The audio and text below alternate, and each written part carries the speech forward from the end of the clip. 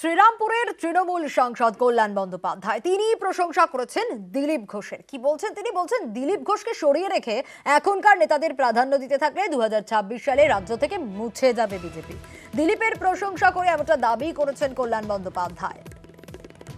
দিলীপ ঘোষের জন্য বিজেপিটা প্রতিষ্ঠিত হয়েছিল পশ্চিমবাংলা, এটা সম্বন্ধে উনি যখন প্রতিষ্ঠিত করেছেন, যখন ভালো রেজাল্ট হয়েছে, তখন তো ওনার সঙ্গে সিআইএসএফ, ইডি, সিবিআই, অভিজিৎ গঙ্গোপাধ্যায়ের মতো জজরা ছিল না।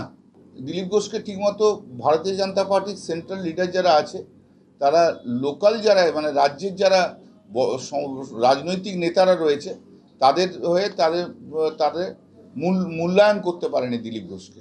এইভাবে যদি দিলীপ ঘোষকে সরিয়ে রাখে, মানে সরে থাকে, এবং এখনকার যারা নেতা আছে তাদের যদি প্রাধান্য দেয়, আগামী 2026-এ ভারতীয় জনতা পার্টি পশ্চিমবাংলা থেকে মুছে যাবে। এ সম্বন্ধে কোনো দ্বিধাহীনভাবে আমি এই কথাটা বলতে পারবো। 2019-এ মেদিনীপুর থেকে জয়, মেদিনীপুরের সাংসদ, কিন্তু 2024-এ কেন্দ্র বদল হওয়ার পর বর্ধমান দুর্গাপুর থেকে হার, আর তারপর দিলীপ ঘোষের নিশানায় দলের নেতৃত্ব। তার দাবি আসন বদলের জেরেই যে তিনি হারলেন সেটা প্রমাণ হয়ে গেল। বাংলায় বিজেপির বিপর্যয় নিয়ে প্রাক্তন রাজ্য সভাপতির প্রশ্নের মুখে বর্তমান সুকান্ত মজুমদার অবশ্য মানতে নারাজ। তিনিও পাল্টা মুখ খুলেছেন। আমি তো মেদিনীপুরে 1 বছর 1.25 বছর ধরে লেগে বুথ অব্দি সংগঠন তৈরি করেছিলাম। সমস্ত পার্টির লোকেরাই আমার পক্ষে ছিল। যে কোনো কারণে হোক, পার্টির সিদ্ধান্ত নিয়েছে, সেটা ঠিক ছিল না, প্রমাণ হয়ে গেছে। পার্টি অনেক সময় সিদ্ধান্ত নেয়, সেই সিদ্ধান্ত ক্লিক করে না, হয়তো অনেক সময় না, তো মাঝে মাঝে হয় ক্লিক করে না, আমরা যেটা ভাবি সেটা কাজ করে না। 19-এর লোকসভা ভোটে মেদিনীপুর থেকে জেতেন দিলীপ ঘোষ। 24-এ সেই মেদিনীপুর থেকে সরিয়ে তাকে পাঠানো হয় বর্ধমান দুর্গাপুরে। নতুন কেন্দ্রে গিয়ে তিনি হেরে গেলেন।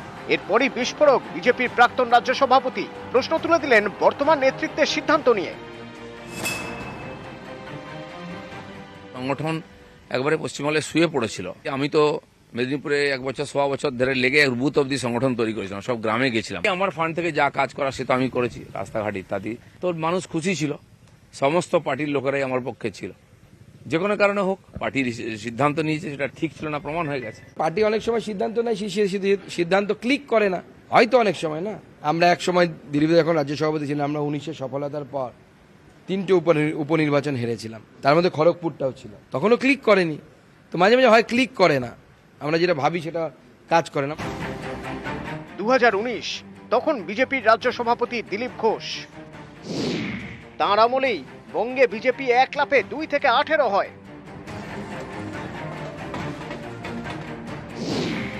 দিলীপ ঘোষ নিজেও 2019 সালে জেতেন, মেদিনীপুর থেকে লোকসভায় যান। কিন্তু এবার তাকে পাঠানো হয় 19-এ আলুওয়ালিয়ার জেতা আসন বর্ধমান দুর্গাপুরে। এখানে তৃণমূলের কীর্তি আজাদের কাছে হারলেন দিলীপ ঘোষ। বিজেপিও বাংলায় জোর ধাক্কা খেল, 18 থেকে কমে হলো 12।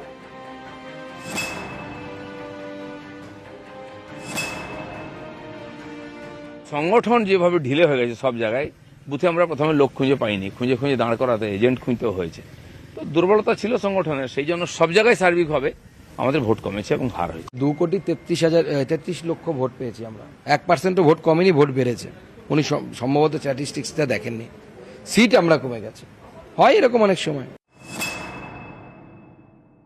সব জায়গায় যাবো, শুধু তাহলে বর্ধমান বা মেদিনীপুর নয়, আমি রাজ্য সভাপতি হিসাবে পুরো প্রদেশে ঘুরতাম, সব জায়গায় সমস্যার সমাধানে ছিলাম, লড়াইয়ের জবাব দিতাম। সে আমার ভূমিকা থাকবে, পার্টি আমাকে দায়িত্ব দিক বা না দিক, আমি যতদিন রাজনীতিতে থাকবো কর্মীদের সঙ্গেই থাকবো। দিলীপ দা আমাদের পার্টির নেতা, তিনি যে কোনো জায়গাতে যেতে পারেন, কোনো অসুবিধা নেই, কিন্তু সেটাকে সিঙ্ক্রোনাইজ করে গেলে ভালো হয়। পার্টির যারা নেতৃত্ব আছে সবাইকে সব জায়গায় যেতে হবে, বিভিন্ন, যাতে সব গোটা পশ্চিমবঙ্গটা আমরা কভার করতে পারি। নিউজ 18 বাংলা।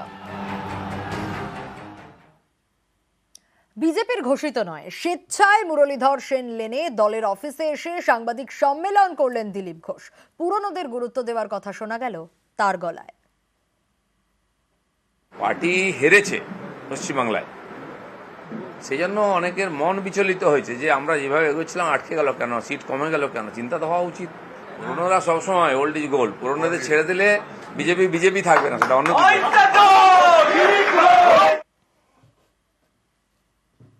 কাঁথি লোকসভা আসন এবার তৃণমূলের হাতছাড়া। এর জন্য দলের নেতাদের বিরুদ্ধে অসহযোগিতার অভিযোগ তুলে সরব হয়েছেন পরাজিত তৃণমূল প্রার্থী উত্তম বারিক। পাল্টা জবাব দিয়েছেন রামনগরের তৃণমূল বিধায়ক তথা কারামন্ত্রী অখিল গিরি।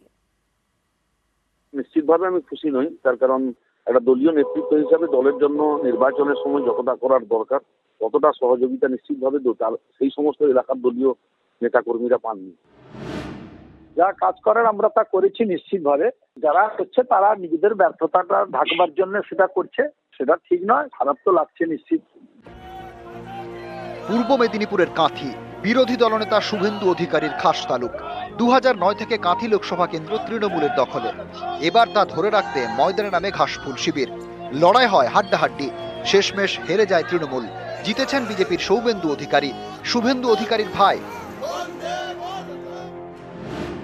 কাঁথি লোকসভা কেন্দ্রের 7 বিধানসভা আসনের মধ্যে 6টিতেই এগিয়ে বিজেপি, একমাত্র পটাশপুরে এগিয়ে তৃণমূল। এই পটাশপুরের বিধায়ক উত্তম বারিক এবার কাঁথি থেকে লড়েন। হাইকমান্ড তদন্ত করে খতিয়ে দেখবেন কেন এই বিপর্যয় সারা মেদিনীপুর জেলা জুড়ে। দেখুন, আমি ব্যক্তিগতভাবে কোনো মন্তব্য পোষণ করবো না, তার কারণ অখিলদার সিনিয়র নেতৃত্ব, আমি নিশ্চিতভাবে কারোর বিরুদ্ধে কারোর সমালোচনা করি না। নিশ্চিতভাবে আমি খুশি নই, তার কারণ একটা দলীয় নেতৃত্ব হিসাবে দলের জন্য নির্বাচনের সময় যতটা করার দরকার ততটা সহযোগিতা নিশ্চিতভাবে তার সেই সমস্ত এলাকার দলীয় নেতাকর্মীরা পাননি। কাঁথি লোকসভা কেন্দ্রের মধ্যেই পড়ে রামনগর বিধানসভা। এখানকার তৃণমূল বিধায়ক অখিল গিরি রাজ্যের কারামন্ত্রী। তাঁর কেন্দ্র রামনগর থেকে বিজেপি প্রার্থী প্রায় 9,500 ভোটের লিড পান। কাদের বিরুদ্ধে অভিযোগ, কি অভিযোগ, কারা করছে সেটা তো আমি জানি না। দলনেত্রী দলের মিটিং ডাকবেন, দলের ভেতরের ব্যাপার প্রকাশ্যে নিশ্চয়ই বলতে পারবো না, দলনেত্রীর কাছে রিপোর্ট জমা করবেন। সব মিলিয়ে কাঁথি আসনে দলের হার নিয়ে তৃণমূলের গোষ্ঠীকন্দল ফের প্রকাশ্যেই চলে এলো। কাঁথি থেকে সুজিত ভৌমিক, নিউজ 18 বাংলা। লোকসভা ভোটে বাংলায় আবারও সবুজ ঝড়, কিন্তু কলকাতায় খোদ 3 মেয়র পরিষদ এবং 5 বড় চেয়ারম্যানের ওয়ার্ডে পিছিয়ে তৃণমূল। 45টি ওয়ার্ডে এগিয়ে বিজেপি আর 2টি ওয়ার্ডে সিপিআইএম 1 নম্বরে। কলকাতা উত্তর, কলকাতা দক্ষিণ এবং যাদবপুর লোকসভা কেন্দ্রের কিছু এলাকা পড়ে কলকাতা পুরসভার মধ্যে। এই 3 কেন্দ্রই দীর্ঘদিন ধরে তৃণমূলের দখলে। এবারও জিতেছেন ঘাসফুলের প্রার্থীরা। তবে কলকাতা পুরসভা এলাকার অনেক ওয়ার্ডে বিরোধীরা এগিয়ে। লোকসভা ভোটের পুরসভা ওয়ারি ফল অনুযায়ী তৃণমূল এগিয়ে 97টি ওয়ার্ডে, বিজেপি 45টিতে, সিপিআইএম 2টিতে। বিজেপি যে 45টি ওয়ার্ডে এগিয়ে, তার মধ্যে 24টি কলকাতা উত্তর লোকসভা কেন্দ্রে, 20টি কলকাতা দক্ষিণে, 1টি যাদবপুরে। সিপিআইএম যে 2টি ওয়ার্ডে 1 নম্বরে, সেই 2টি পড়ে যাদবপুর লোকসভা কেন্দ্রে। লোকসভা ভোটে কলকাতা পুর এলাকায় অনেক হেভিওয়েট কাউন্সিলরের ওয়ার্ডেও পিছিয়ে তৃণমূল। 3 মেয়র পরিষদের ওয়ার্ডে পিছিয়ে তৃণমূল। এই তালিকায় রয়েছেন দেবাশিস কুমার, যিনি মেয়র পরিষদের পাশাপাশি রাসবিহারীর বিধায়কও। আর 2 মেয়র পরিষদ হলেন সন্দীপ বক্সি এবং অসীম বসু। এটা দুর্ভাগ্যজনক, কারণ আমরাও রক্ত মাংসের মানুষ, আমরা পরিশ্রম করি, আমরা কাজ করি, এই কারণে কাজ করতে ভালোবাসি, মানুষের জন্য করতে চাই। আমার অঞ্চলের যারা বসবাসকারী তারা আমার পরিবারের মানুষ, কিন্তু আলটিমেটলি যখন রেজাল্টটা এরকম আসে তখন মনে হয় কোথাও একটা যেন খামতি থেকে যায়। এই খামতিটা হচ্ছে বোঝানোর খামতি, এবং তার দায় আমার। আমি পারিনি বোঝাতে, কিন্তু আমার বিশ্বাস যে আগামী দিনে তাদের বোঝাতে পারবো। তৃণমূলের 5 বড় চেয়ারম্যানও তাদের ওয়ার্ডে পিছিয়ে। জুই বিশ্বাস, দেবলীনা বিশ্বাস, সুস্মিতা ভট্টাচার্য, সুদীপ পল্লে এবং সুশান্ত ঘোষের ওয়ার্ডে তৃণমূলকে টেক্কা দিয়ে এগিয়ে বিজেপি। 2019 সালে লোকসভা ভোটের পুরসভা ওয়ারি ফল অনুযায়ী কলকাতার 51টি ওয়ার্ডে এগিয়েছিল বিজেপি।